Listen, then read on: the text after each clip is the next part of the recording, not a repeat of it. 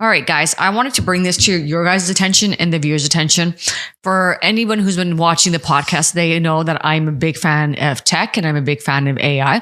And this story here is why I really, really appreciate technology.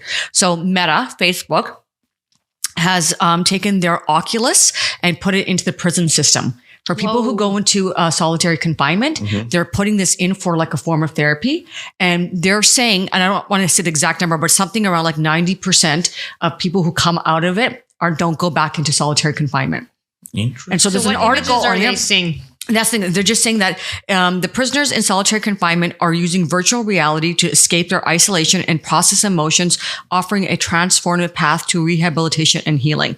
And it was brought up on a podcast that I listened to, and then I went and kind of did my research on it. And I was like, this is why I like technology, because I truly believe that, yes, I understand that prisoners should be in prison for the crimes they commit, but I really am a firm believer of whatever's happened to you in your childhood, the traumas, and you just don't know how to deal with it. You go out into the world and you don't have the tools and you act out. And then unfortunately you spend the rest of your life in prison. But if we're going to put them there, why don't we at least let them rehabilitate that when they get released, they come back into the world and they might have a chance again. Reform, right? Yes, that's why where are they pilot? Is this a pilot? I think it's a pilot. I don't have the exact location. I'll have to give you the research. That's really good, because how long when you just keep locking people up for maybe it was a crime, like they were in a desperate situation, they had to sell drugs for money, they served 10 years now, and but you haven't done anything for that 10 years to help rehabilitate them, and then you release them, and now they're just like, they don't know how to reintegrate into society. Speaking of prisoners, you know the Menendez brothers are still not out yet. I told you guys that last time. Yeah, I said and it. so we got Alan. It's such a tricky case though, right? Because of how horrendous it was. The new DA wants them to admit that everything they said was a lie. And I'm like, well, at the end of the day, so the DA thinks that they're lying and fabricating. He's like, if they own up and fess up, then I'll release them, something like that. And I'm like, but for you to kill your parents that way, there's got to be some sort of deep-rooted thing that happened that psychologically you're willing to go and do that. It just doesn't make any sense to me. If you are a DEA agent, why are you not thinking that? Like, we have the ability to think, say, something major happened because we have parents. We could never think of that. Money could not be the driver enough to do that. So something had to happen that you felt so much pain from these two people that you wanted to inflict that pain back. And the thing is that considering they never really had a real record, they did petty theft or shoplifting, you know, teenagers all do dumb stuff, right? But they never really had anything serious or anything catastrophic that would force them to say that these kids are really bad to begin with, right? That their foundation was rocky. So yeah, the Menendez brothers, unfortunately, I know that a lot of people are advocating for them to come out. Alvin and I were, and you were too. But I am too. I'm on there, but I just know how the system works. 30 years they've served. So. Yeah. Okay, so actually this kind of really well ties into what we were talking about right now. Prisoners, about failure, lessons from failure. And I like to think failure actually helps us grow. So that's what I want to table it as, that episode. Like, let's talk about failure, what it means to us, what it does. And I think it's also really important for us to highlight because we're a society that always showcases and prides ourselves on successes of people. Like, look at that person. They're so successful. But often those individuals have had many setbacks before they attain that level of success. So for me, I want to get into talking a little bit about the nitty-gritty of failure, why I think failing is important, and do we learn from it? Like, and if we don't, some people do, some people don't, right? Some people are just going to be like natural born failures their whole entire life. I hate to say it. Like, there are some people that are just like that, but I do truly believe that failure does set us up for success. So let's talk about that. Who wants to go first? I do, because I want to say that what we in society today, 2025, measure success, I don't believe is real success. Just because you have $1 million or $1 billion does not, to me, I don't think of you as successful. So financial success. Social I status. think of successful as, like you said before, leadership, someone who's making humanity better, someone who's creating amazing products that make our life better, someone who's giving, like, that's how I look at success, as a well-rounded person that's giving back, but like maybe a great father, a great mother, building a really great environment for kids to come to, the boys and girls. Like, that's what I measure success. And I just wish as we evolve and grow and learn, that we recognize that's what we should be praising as true success. Yeah. I think there's too much of social status success Yeah. that you're measured by what you have, what your net worth is, what you're visibly wearing, what clothing or what shoe, what level what of influence watch. do you have? How many followers do you have? All that kind of stuff. And I feel like for me, I judge a person's success by their like moral compass. Yeah. Like their general moral compass. If that person has all the success, all the followers in the world, but they're a shitty human being, then what does it matter? You're not leaving a good legacy behind. You're leaving this facade of a legacy behind, and you just garner a lot of money. Like I feel like all those like when you learn those facts about like the 1% controls 99% of the world's wealth. Like, how do you feel as a 1%er to be like, this is what I want with all my wealth? What do you, after a certain amount of accumulating certain things, what are you doing? Give it back, some of it to humanity, so humanity's not struggling like they are. Right. Can you identify a time in your life where you felt like a total failure, a total loser? And let's just be honest. I've got one already brewing and churning. For sure, for me was getting my divorce. Oh my God. I was going to say the same thing when I got divorced. Because that was my whole identity, right? It was tied to that. So I was like, holy shit, I am such a loser right now. I was hiding from people. I didn't even want to go to events. I didn't want to go anywhere. Just wanted to hide as much as I could because I felt like such a failure. Yeah. Same thing for me. The only time in my life that I felt like a total failure and a total loser, and I don't care, I'm going to say, is when I got divorced. Like the separation and the divorce. Because even when you separate, sometimes you think that there's that glimmer of hope. Yep. It's that glimmer of hope. Like we can work it out. Things are going to be okay. And that you can save some face. But when you get divorced, like there ain't no turning back from a divorce. And especially when I got divorced, this is going back now, I think almost 10 years. Yeah. Coming up to 10 years.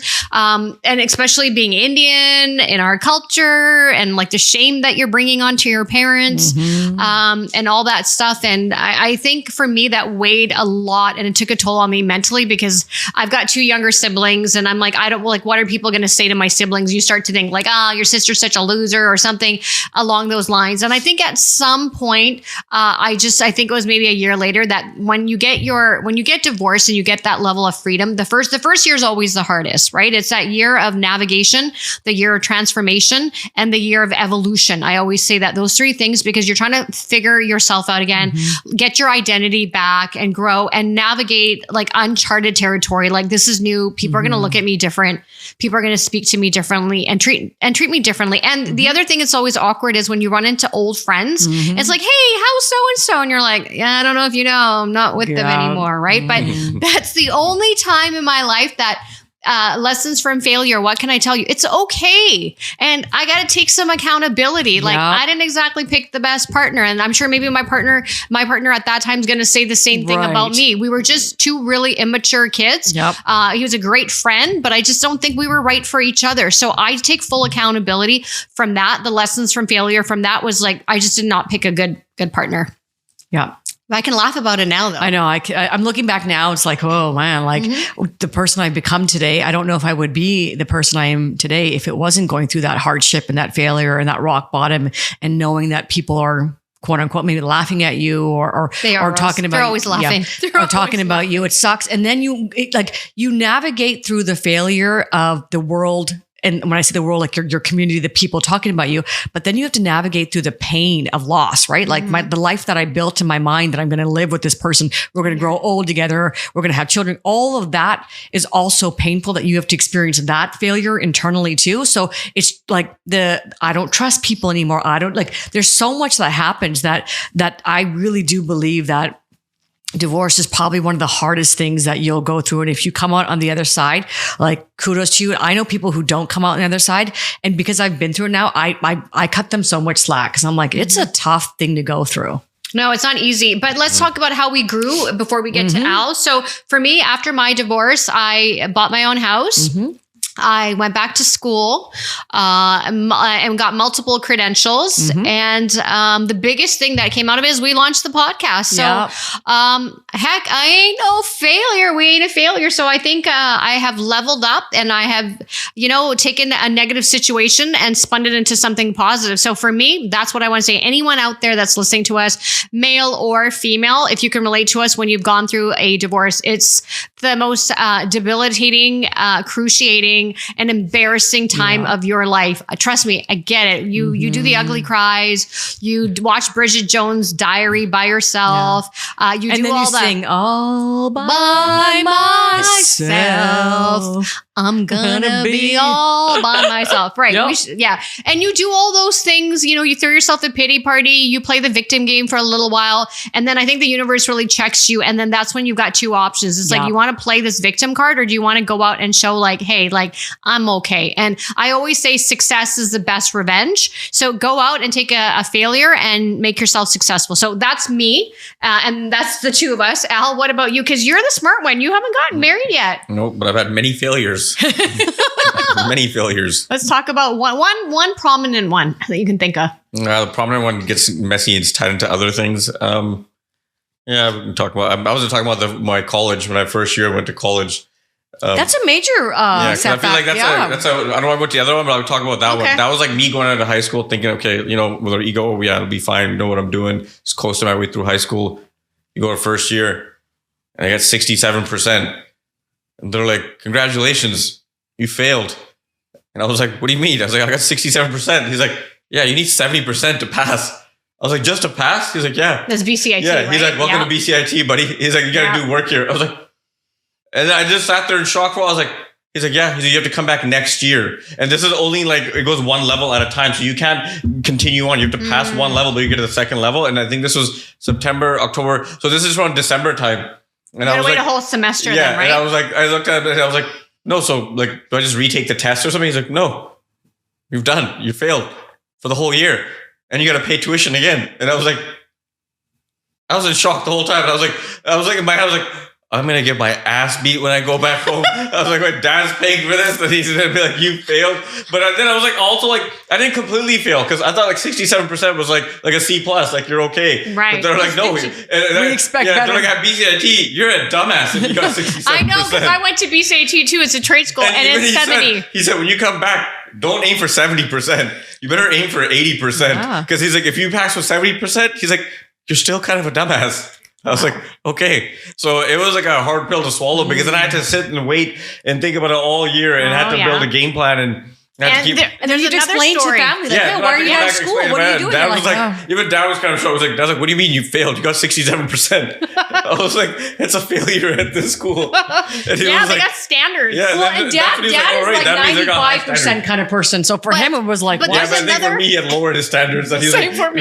He's like, maybe at least you'll get 70%. Listen, but in all fairness, also, there was that's a 2-part failure story, Al, because you know why? You're the token male in an Indian family. Up to higher so you're supposed to live up to standards. So not only did you fail and not excel in school, but you failed as a child to your dad, but also to your father. Keep in mind, up to that point, I always got honor roll in school. So I had like a 75, 80% average. Yeah, you did really good in high school. So I remember it was easy, right? So I was like, okay. So back going into that, I was like, oh, it's probably gonna be like this. I'll just put in like an hour or so here and there. But no, it was like every day was like 2 to 3 hours worth of homework. And if you didn't catch up after the third day, you can't like keep up with what's going on. And they had lab in the afternoon. It's intense. It was absolutely intense. Like we just like immediately the second day and you're sort of learning about electronics and you're like, wait, hold up. What about like all the basics and shit first? Like, no, we'll get to that after. Like, it was actually like a big wake up call to be like, this is what real life's going to be like. You're going to be learning and like actually doing stuff. So then the second year I came back and different mindset.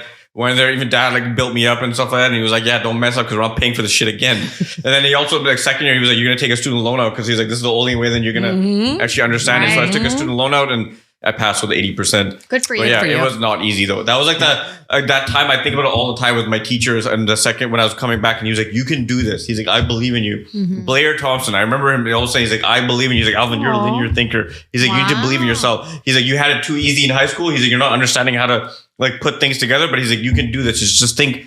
Like, and it took me a while after that first failure. Then I was able to like look back and look at things like block diagram. Speaking of Blair Thompson, your teacher, have you reached out to him and be like, look at me now? I kept forgetting his name. And I was like, it's Blair or something. And then I'm going to reach out. But I think he must have retired by now. She'd be like, look at me now. right? But he always believed in me even after. He's like, That's I believe in amazing. you. Yeah, you just need a couple of good teachers really to believe do. in you. But Al, I just want to take it because it is also timely right now. We are going to make this short. We'll come back if folks want to know a little bit more about our lessons from failure and ode to There's failure. lots of We have lessons. lots. We have lots. Yeah, there's lots. We It do might have to be a multiple live episodes. stream one. Seriously. Okay, live stream. But Al, I do know right now. So I know, listen, I have a couple of friends that are right now, they've got teenage kids, teenage children, that are high school, that are going into university, and they're kind of struggling to get the kids motivated.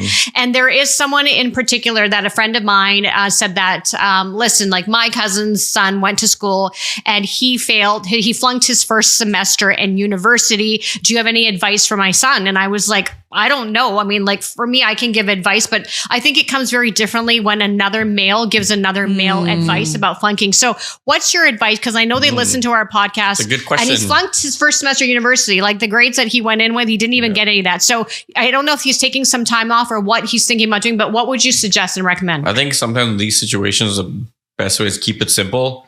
Step back and first look at what was he going through during this last year? Has there been any like external factors, anything like serious things go on in his life? Like did he break up with a girlfriend that he's with forever or something like that? And then also do you actually like what you're doing? Are you excited to read this stuff? Does it make you think to the next step or what this, how do they do this? If it doesn't make you actually want to put things together and go to the next step, then you probably aren't excited about this topic. Because I thought I was excited about IT. In that moment when I was going to school, it was pretty cool. The stuff we were learning about, it was cool. And then you graduate and you actually go do the job and you're like, oh, this is nothing like what we actually did in school. We were so hands-on in school. We were learning about a lot of stuff. Once you go into the job, it was really different. So then that's when I was like, okay, I like IT. I'm going to stick with it for a certain amount of time so I can at least build up my skill set. Okay. But now that I look back at it, if someone had honed that, hey, maybe you're a creator, because I did like making stuff, but someone honed on that, I probably would have been like, yeah, I want to create. I find that stuff interesting. But I think if you've already gone through a failure, look back to say, are you still interested in this? Is this what you actually want to right? go through? It's not just like an ego thing of like, well, I just want to finish it so I can get my diploma, my degree.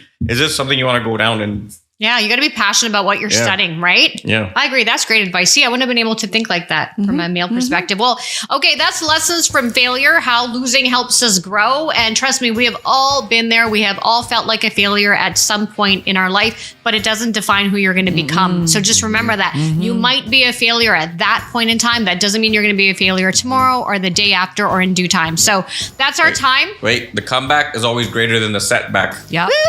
And we have this quote here. Do not judge me by my successes. Judge me by how many times I fell down and got back up again. Nelson Mandela. Yeah. And look at Nelson Mandela. Went to jail for 27 years? 30 years. 30 years. Yep. And he came back with no bitterness, no animosity, nothing. Amazing. Okay, friends and family, thanks for tuning in. It's a Tribe Called Dhillon show podcast. We'll be back in 2 weeks. Bye. Bye-bye.